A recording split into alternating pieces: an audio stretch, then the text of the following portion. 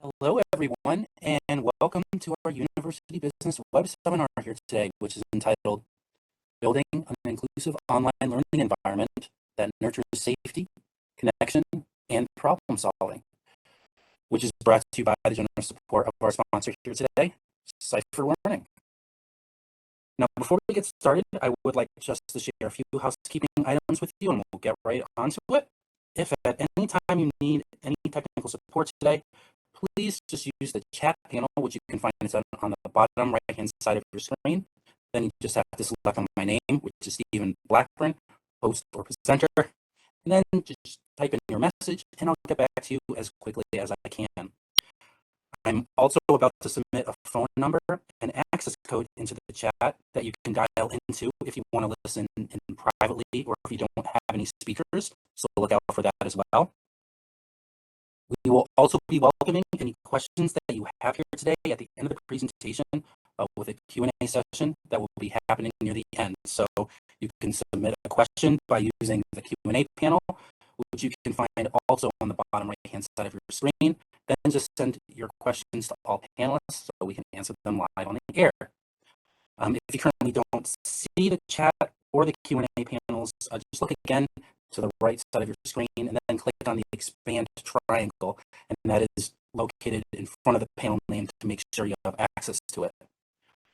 Also, the last point I'd like to make is that if you would like to access the webinar, what you're seeing now at a later time, you'll be pleased to know that everyone who's here and who has registered will receive an email with the link from us at UB with the slides and an archive recording. And now it is my pleasure to introduce to all of you our speaker here today. We have Eve Sherman, who is the EdTech Specialist for North America at Cipher Learning. Hi, Eve. Great to have you with us today. And now I will pass over presenting duties over to you.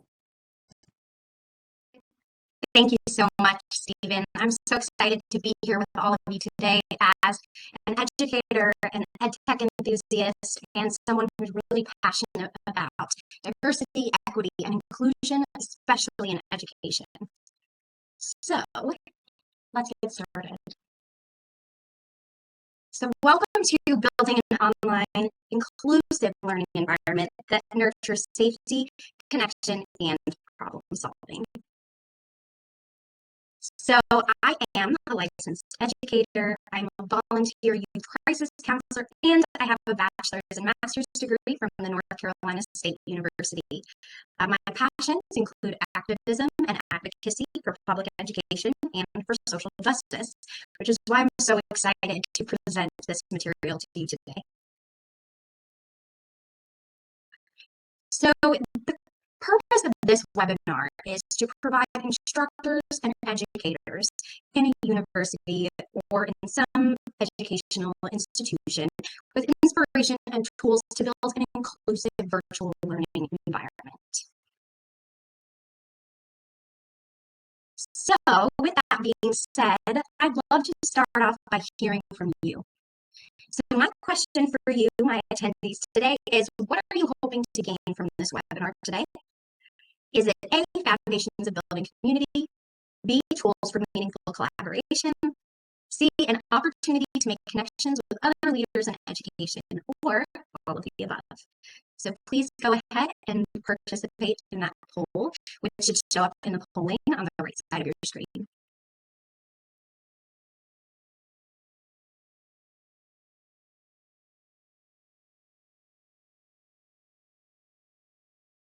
All right, so it looks like most of us are here for everything, but we're also really looking forward to building community and tools for collaboration. So I'm really excited to get started. So online learning, virtually all of us are doing it. In fact, according to the National Center for Education Statistics, about 75%, which is around 11.8 million of all undergraduate students, were enrolled in at least one distance education course in the year 2020, and 44%, which is about 7 million of all undergraduate undergraduate students exclusively took distance education courses, which is an astounding number. This means that we have to account for this as our new normal in some situations. Distance learning is not going anywhere, so we need to provide our students and our learners with the best opportunities possible to thrive in this new and sometimes uncomfortable type of learning environment. This is all 97% higher than before the pandemic struck. So this is really a huge change in education, and it's something that we're going to need to really adapt to and make the most of as educators in this time. So as Dr. James Comer says, no significant learning occurs without a significant relationship. And I truly stand by the fact that great learning happens when people feel safe, nurtured, and like they're part of the community. So there is endless research on how the state of your mind and the way that you're feeling and the emotions you're experiencing impact your learning and your capability to learn. One of the ones that I studied for this webinar to share with you is by conscious discipline, and this is called the brain state model. So this is a multidisciplinary approach based on 3 distinct brain-body states in adults and children that drive behavior. Now, my main focus was on the executive state in your prefrontal cortex, which allows you to feel safe, nurtured, and ready to learn. So with this newfound learning journey comes successes and hurdles, and it's important to consider the role that these changes are playing in our students' lives. As you probably know, people are struggling more than ever with their mental health, and that largely includes students and those who are in the workforce. So the conscious discipline brain state model becomes a framework for us to understand why it is that our safety and well-being connects to our learning processes and how they go hand in hand. So the executive state asks, what can I learn? The executive state is the optimal state for problem solving and for learning. As we learn to regulate and integrate our internal state to be one of relaxed alertness, we are able to access our own brilliance. We are empowered to make change and to make wise choices. So an integrated executive state frees us from past conditioning, attunes us to the feelings and experiences of others, enables us to remain focused enough to set and achieve goals, and allows us to consciously respond instead of automatically react to life events. Now, this directly relates to performance in the classroom, whether you're in a K-12 level classroom or learning at a university at some higher education level. Safety and belonging leads to learning and engagement. So again, just to reiterate, that integrated executive state will free us from the past conditioning and anything that might have been damaging to us, whether it is in our personal lives or in our experience as a student learning in school.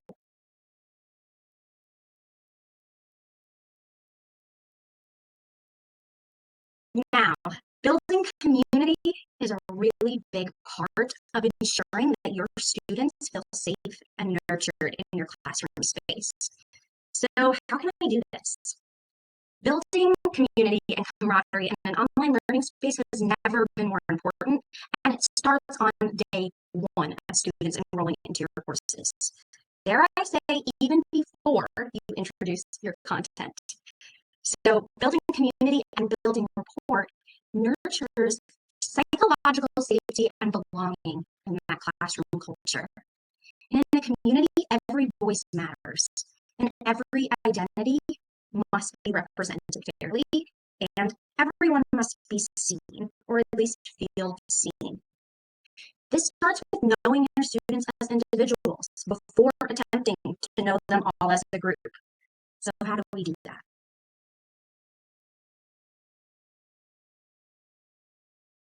Building community is the foundation of creating connection, and more importantly, meaningful connection.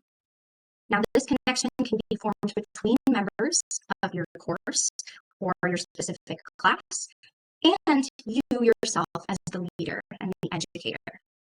Connection is the springboard for innovation, both in the workplace and in the classroom. And it allows for learners to foster that psychological safety of being able to work on a team and to feel valued and like they're an important member of that team.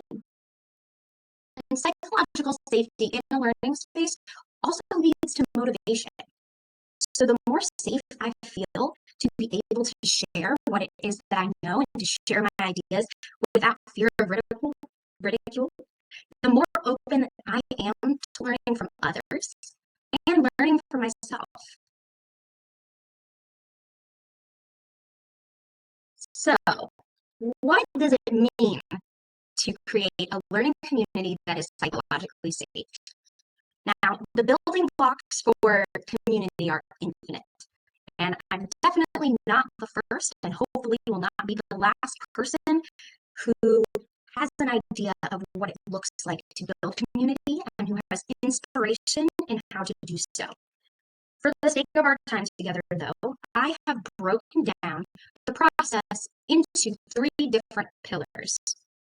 These pillars include representation and inclusivity, authenticity and transparency, and vulnerability and empathy. These pillars of community are just scratching the surface of what is possible within a learning space, but are pivotal in getting started. So first, let's talk a little bit about representation and inclusivity. So this is really important as educators to know who's in our learning space. So which identities are being represented here, where I'm trying to foster engagement, learning, and innovation? And how might different identities impact the social and collaborative class dynamic? We can't just assume that our teaching is incredible and that it's completely inclusive right off the bat and that everyone will respond to it. That's not realistic.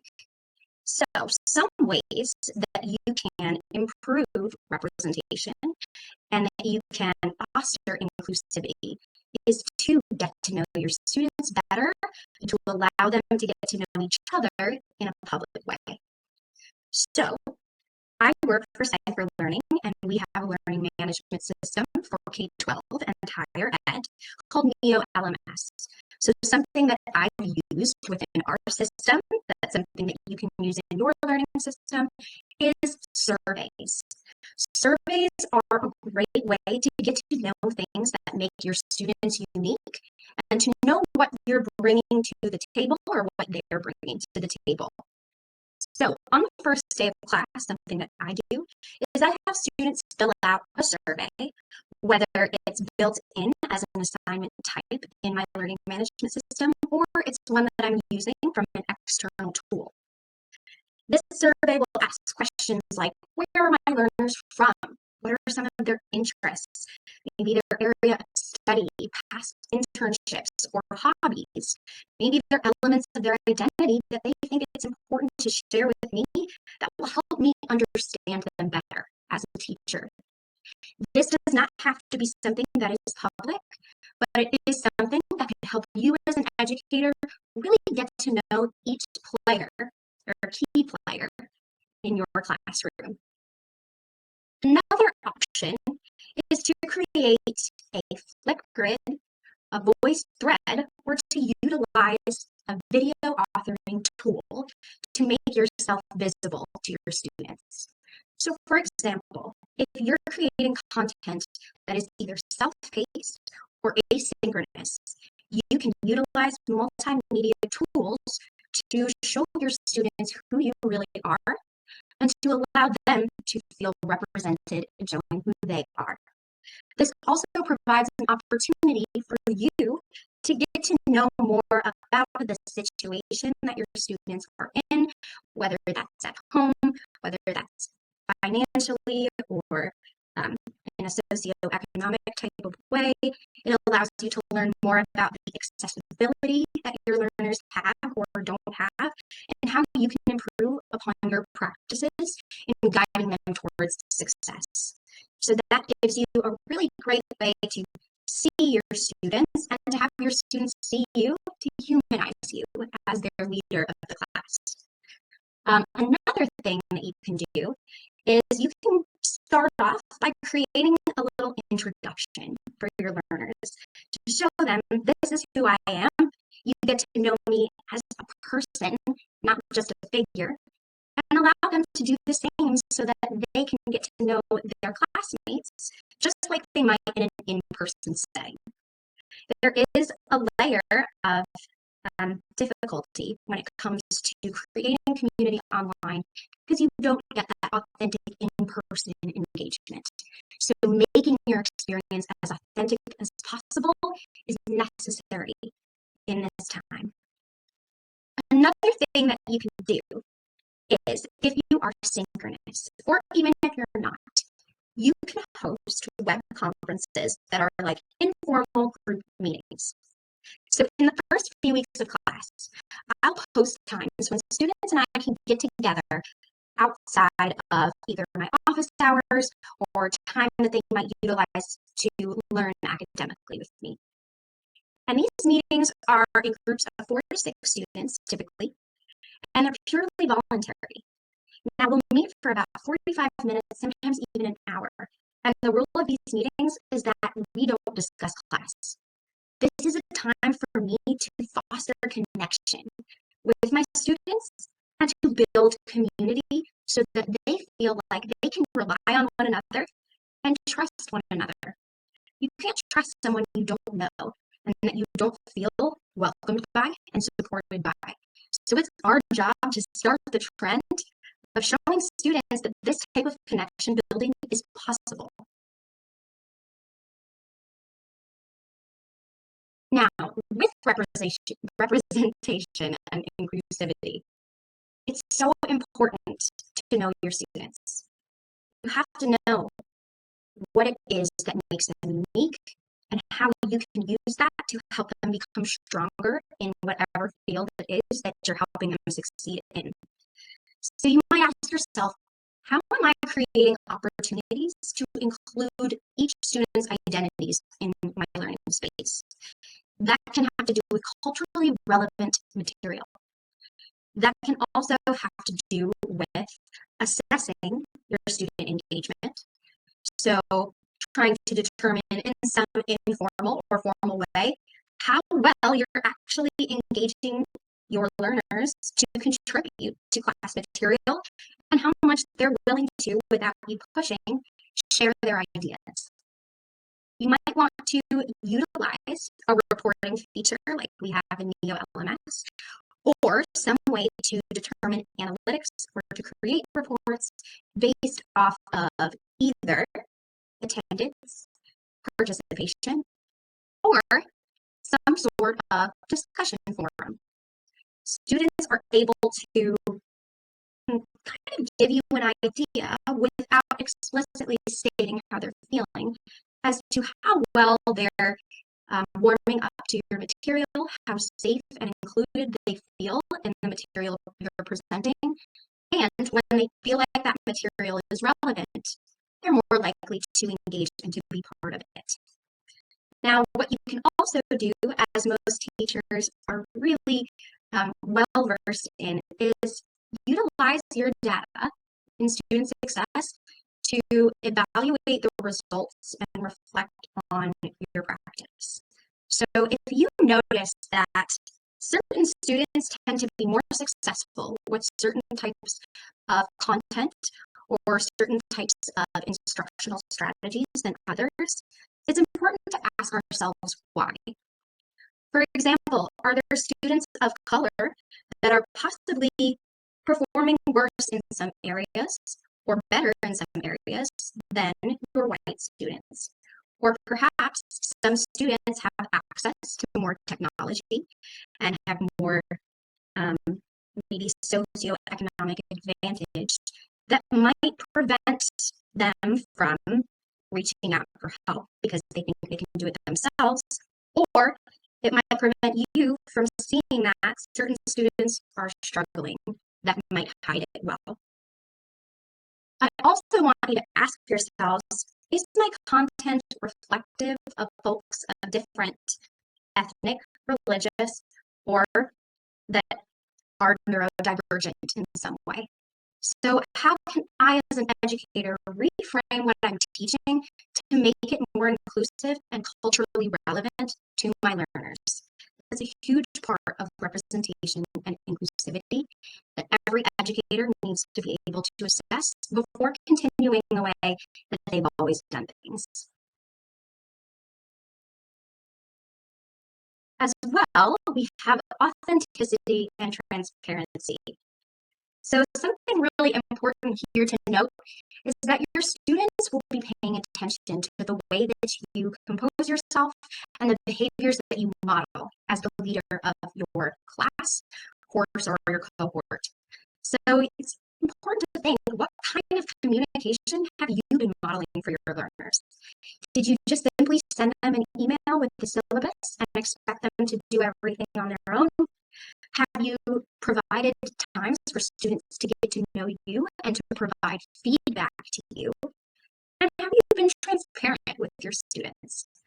How can you utilize this to further engagement? So what you can do is you can take the opportunity to model fallibility to your class. You are a human. You can acknowledge that you aren't perfect and let them know that you'll count on them to tell you when you've made a mistake in any capacity. In return, you'll do the same for them.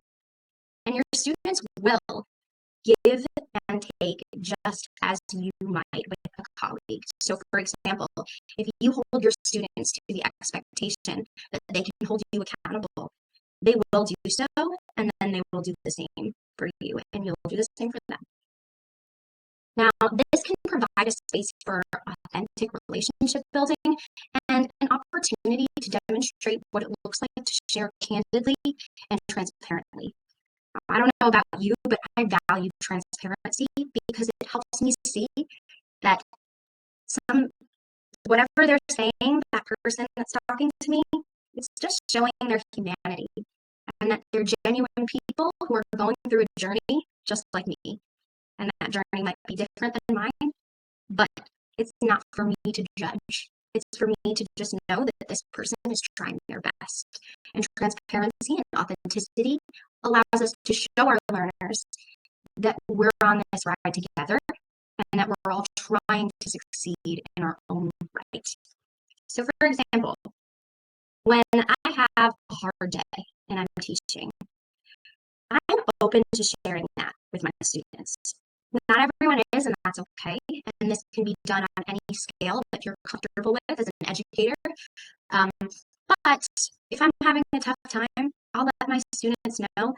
And oftentimes my students will be mindful of that and will go out of their way to try and give a little bit more when it comes to participation, when it comes to helping me to create a meaningful classroom space of collaboration. So just being real with your students is okay. You don't have to be perfect, and you don't have to model perfection because that's not realistic.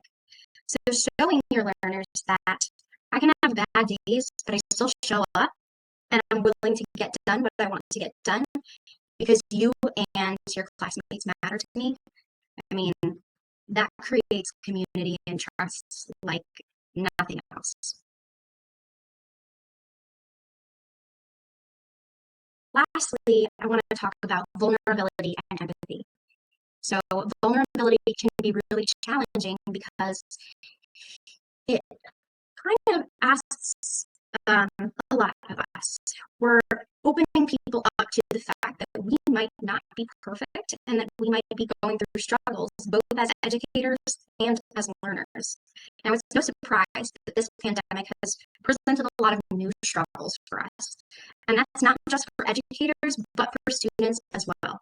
So being mindful of the fact that we're all human is such a key part of building community and connection with your learners in a learning space. Now, extending grace and understanding through distance learning can actually be challenging. And maybe that sounds silly to say, but it's something that's not easy for everyone. A lot of us learn to become educators in maybe a different way than folks are learning now. And a lot of that had to do with us feeling like, as educators, like we had to be perfect and that we had to have the highest standards all the time, no matter what. Now, I'm not saying lower your standards by any means, but I am saying that having grace and understanding that our learners are going through some crazy stuff right now is such a key part of creating that strong community. So we have to invest more time in getting to know our students than ever before. We're not able to interact with them in person all of the time. So in a learning space, we have to go the extra mile and to reach out to the students that we think either might be falling through the cracks or that might exhibit different behaviors than usual, or that just need someone to talk to. It's okay for us to be that to an extent and to show our students that we're here for them in their journey to success. We want to foster an environment that they feel safe in and they feel ready to learn in. We also have to be open to understanding that not all students are going to receive our content or respond to our pedagogical or andragogical style in the way we want them to. Not everyone receives our content the same way, and that could be because of their state of mind in the moment. It could be because of their ability level. And that's why it's important for us to think to ourselves, how can I make my content something that all of my students are able to receive? And if I don't know how, I can ask them. Students love to share their feedback. And even though it might be a little bit nerve-wracking to hear feedback that might not be all positive, it'll be helpful in allowing you to revamp your style and to create a learning experience that is less exclusive and more inclusive for all of your learners, regardless of who they are or where they come from. No one wants to feel like they're so different or like they stand out in a bad way. They want to feel like they're in a space where their learning can be both innovative and nurtured by those around them. And the best way that that can happen in a university classroom or in a course itself is by the stage that the educator sets for those learners. Now, this can be done either at the start of the course. You can ask your students how they learn best. You can ask them what they need from you to be successful in that course. And then you can make a commitment to do your best in providing that for that student and to maintain that relationship with them by checking in. I know this is not feasible when you have hundreds of students, but any way that you can show them that they matter and that they're valued is always worthwhile. Frequent check-ins, like I said, can be done through web conferencing or through messaging. So for example, in Neo LMS, you can utilize Zoom, WebEx, or Google Meet to create meetings on your course calendar with your learners so that you can set aside time to show that learner or that group of learners, I'm here, I see you, and I want to do what I can in my power to create a successful learning environment for you. It's a very brave step, but it matters so much in the long run when you're looking back on how your students assess their own journey in your course. So providing those students the opportunity to create self-reflection, whether that's through a simple journal entry in a content page or through maybe a video or a podcast, students can give you the feedback that will provide you with an idea of how you can grow and how you can make your courses even better than they've ever been.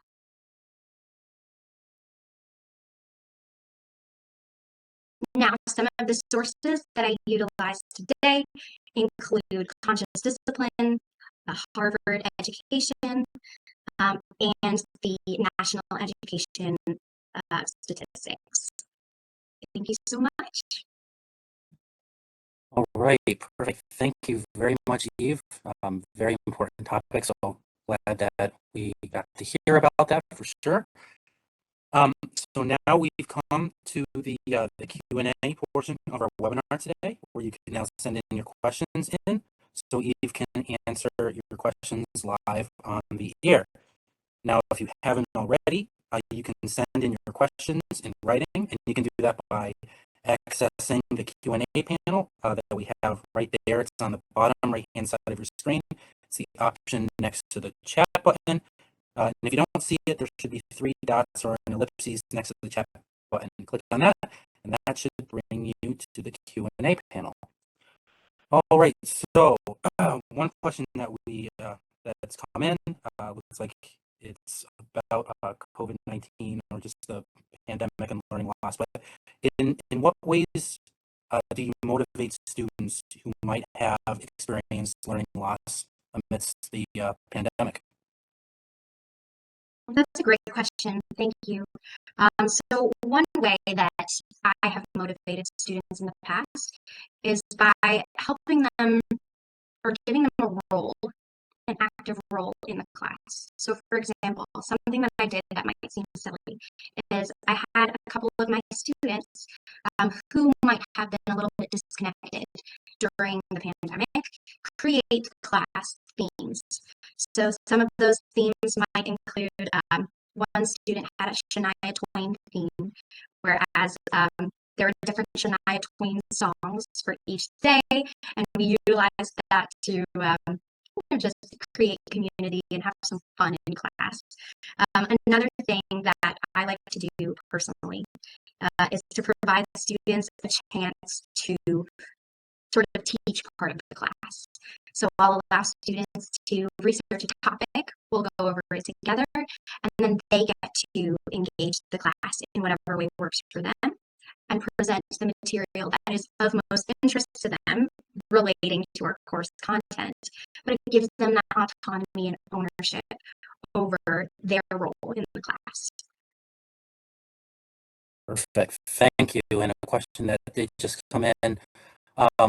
What are some examples of questions that you've asked to identify representation in the learning space? Great question. That's a great question. Thank you for asking. This is a slippery slope. You don't want to ask anything that might make someone uncomfortable. So it's important that when you are asking questions that have to do with identity, let's say, that they're voluntary questions. So no one has to answer any question that they might be uncomfortable with. But some questions you might want to ask are there any elements of your identity that you'd like me to know about that might help me to understand you better? Are there specific tasks that you've completed in another university class that have been really helpful to you in your learning style, perhaps? So asking students to be open to share with you what helps them learn and what makes them who they are without backing them into a corner of having to share personal details is a really useful tactic. Allowing them to share with you what they're comfortable with without pushing. Awesome. Perfect. And yes, more questions are coming in. Always great to see. This next question that came in, how does inclusivity tie into competency-based learning in the classroom? Do you have any particular strategies to measure both of them? Yeah, so a lot of this will have to do with differentiation. So your learning competencies, typically, if you have to use standards that are standard across the board, you can't really change them. But what you can do is break them down into, I guess, learning targets. So to achieve this standard, what are my targets? So for example, at the end of this lesson, what is it that I want my student to accomplish? Then when you're creating those lessons, utilizing your differentiation to make it achievable for each student. That might include adding another learning module that's just extra support for certain students that might need it, or even providing maybe a group that has extra help, functionalities, um, anything that you can do to reframe your content to meet the needs of all of your different types of learners can be tied to competencies. So, it's not a one size fits all approach. It's how can I transform this goal into something that's achievable by everyone, regardless of their ability. Perfect. Thank you. And before I ask this next question, I just want to say that we still have time to submit a question. So if you have anything on your mind that you would like Eve to answer during this time, please do so by going to the Q&A panel, which you can find in the lower right-hand side of your screen. Thank you. All right, so this next question, this is a fun one. What is your favorite assignment or activity? Oh, hold on, another question just came in. Your favorite assignment and activity to motivate learners' confidence using an LMS? That's a really great question. I can think of a few. One of them, though, includes gamification. So on Neo LMS, we have a gamification feature, which is so much fun to use, that allows you to create almost like an immersive experience for your learners. So what you can do is you can create different levels, and oftentimes folks will use levels that adhere to some sort of theme that learners can earn points to work through. So, for example, a theme that I've seen before actually utilized by one of our clients is the Star Wars theme. So each level was like a different role of someone in Star Wars. So, for example, there was the Padawan level, the Jedi level, and students would try to earn points that are assigned to different tasks within the LMS, and then they want to earn those points to go on to the next level. And then those who earn higher levels can then mentor those who maybe are not at that level yet. So it creates a really collaborative and exciting, in a very motivational way, experience for learners. So gamification is my answer, and I love the points and badges system. Awesome, perfect. I like the Star Wars ones preferably. Right? So before I go to the next question, I just want to say that I am getting some comments from people asking if they'll be able to see this presentation again or to see the information that we're presenting. And I'll just say it on the air that at some point tomorrow, you can expect an email from us at UB, and that email will contain an on-demand video and a link to the slides. You can expect that at some point tomorrow via email. Let's see, another question that came in. How are you able to maintain engagement asynchronously? That one is tough because when you don't get to actually interact with your learners, it makes connection a little bit more challenging. That kind of goes back to what I was mentioning before about kind of humanizing the experience, even if it's asynchronous. So providing students with a space to have a synchronous meeting in an asynchronous course is pivotal. It's definitely definitely challenging for some folks who are in an asynchronous space to make the time to meet with their students. But nothing is more valuable than getting to meet with them either face to face or screen to screen if the cameras are off in a way that allows you to hear that person's voice. If they're unable to speak, then providing them with a channel that they can utilize to message you, to be able to share any feedback with you, any concerns that they might have, or to just show you that they're there and they're willing to learn. So really just creating space for collaboration is really important because so much of asynchronous learning is self-paced, and allowing students to engage in, let's say, a discussion forum. That's been really useful because, at least in Neo LMS, we have a discussion forum functionality that provides students with a discussion topic. So you would come up with a topic, and then there's a setting where students actually have to post before they can see other learners' posts. So what's great about that is students will have to get started with the discussion and get their juices flowing, and then they're able to see what other learners have done after that so that they can engage in a meaningful collaboration, even if the course is asynchronous. It provides that human connection that we so desperately need, especially in an online learning space. All right, perfect. Well, we still have a few minutes.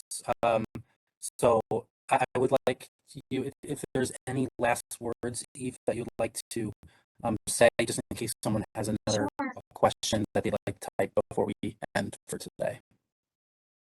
Sure. So I know that I used a lot of words today, but all of this comes down to the fact that we're all in this journey together.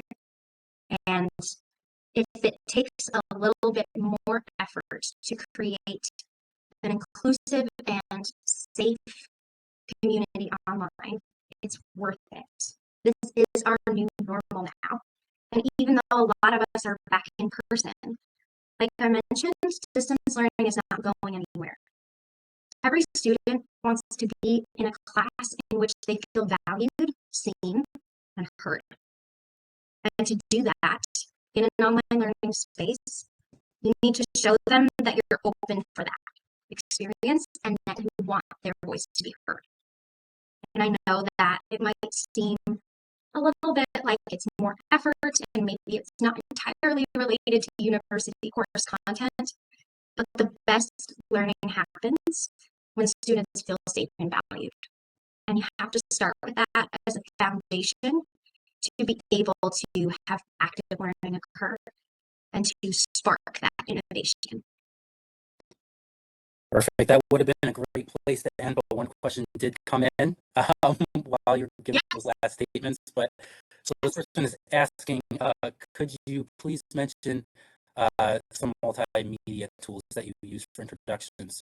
The person that's this sense saying you might have mentioned Flipgrid, but they were wondering if there are any other examples. Yeah. I have quite a few actually.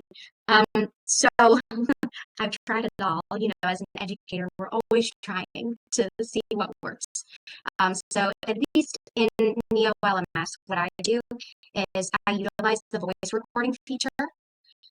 This can be done on Flipgrid. It can be done on VoiceThread. It can also be done on Audio FM, which is a podcast tool. There are plenty of those, but at least in Neo, we have an audio recorder where I will talk to my students through the content that I'm producing. I want them to be able to hear my voice, to know I'm a real person, and to provide that accessibility to students that might struggle with reading or some aspects of reading. So that's definitely something that I use as a tool. I know that this might be cliche, but Kahoot and quizzes are also really great to use as web resources to embed in your platform because students can actually engage together in it. That might be Jamboard for you.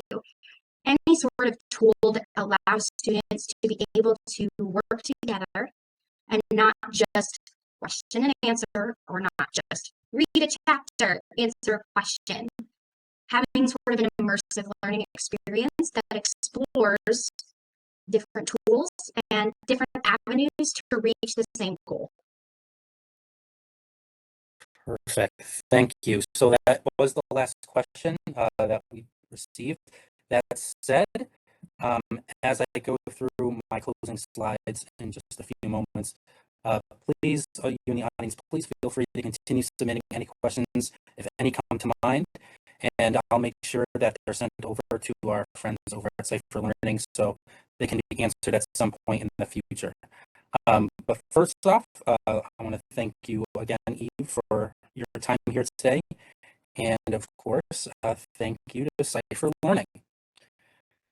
And to your audience, I would also like to thank you for joining us as well. For those of you who particularly enjoyed what you saw here today, there are many more upcoming web seminars like this one that are provided by us here at University Business, which is the leader in editorial coverage of news, trends, and current issues in higher education.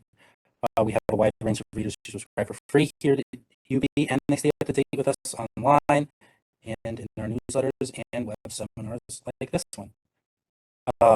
Also, if you would like to watch this web seminar again, or for those who believe that the solutions provided would be particularly helpful to your colleagues, as I'm sure that's the case, you'll be pleased to know that our team here will be sending you an email, like I said earlier in the presentation, later tomorrow, and that email, it will include an on-demand recording of this webinar and the link to the slides. So with that, on behalf of UB, this is Stephen Blackburn. Thanks, everyone. Take care, be well, and stay safe. Thank you very much, everyone.